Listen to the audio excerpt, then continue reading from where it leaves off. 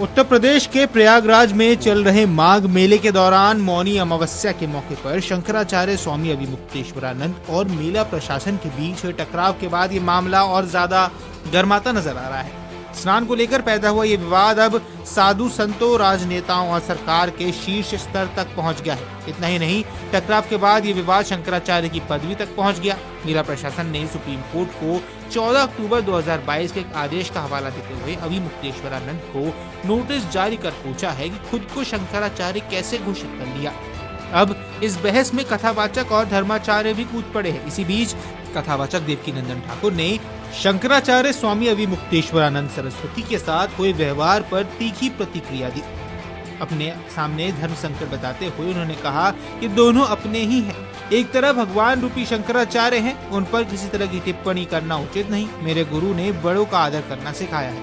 वहीं दूसरी ओर वो है जो बड़ी संख्या में आए लोगों की चिंता कर रहे हैं। इतना जरूर कहना चाहूंगा, इसे बढ़ाना नहीं चाहिए। आपसी मतभेद भुलाकर सुलझा देना चाहिए। प्रशासन से कहा कि जिसके माथे पर तिलक, सिर पर शिखा और शरीर पर भगवा हो, उनकी बात सुननी चाहिए। मारपीट करना ठीक नहीं। वहीं गोवर्धन मठ के शंकराचार्य स्वामी निश्चलानंद सरस्वती महाराज ने माघ मेले में स्थित अपने शिविर में शंकराचार्य अभिमुक्तेश्वरानंद को लेकर उपजे विवाद को लेकर अपनी राय रखी।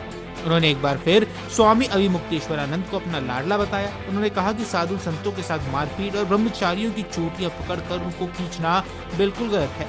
इसके साथ ही उन्होंने कहा कि शंकराचार्य हो या फिर कोई और, ये बात सभी पर लागू होती है। सभी को स्नान की मर्यादा का ध्यान रखना चाहिए। शंकराचार्य अभिमुक्तेश्वरानंद से जुड़े विवाद पर बाबा रामदेव की भी एंट्री हो गई है और उन्होंने अपनी प्रतिक्रिया दी है। उन्होंने कहा, तीर्थ स्थलों पर किसी भी शंकराचार्य साधु को विवाद नहीं करना चाहिए। आपसी विवाद से सनातन का अपयश होता है। हमें आपस में नहीं लड़ना चाहिए, बल्कि सनातन की रक्षा के लिए एकजुट होना चाहिए। खबरों के मुताबिक कथावाचक अनिरुद्धाचार्य ने भी इस मामले पर बयान दिया है। उन्होंने प्रशासन पर गंभीर सवाल उठाए। उन्होंने कहा कि प्रशासन से गलती हुई है, चोटी पकड़कर अपमान किया गया। ब्राह्मणों और साधुओं से माफी मांगने में प्रशासन को आखिर क्या दिक्कत है?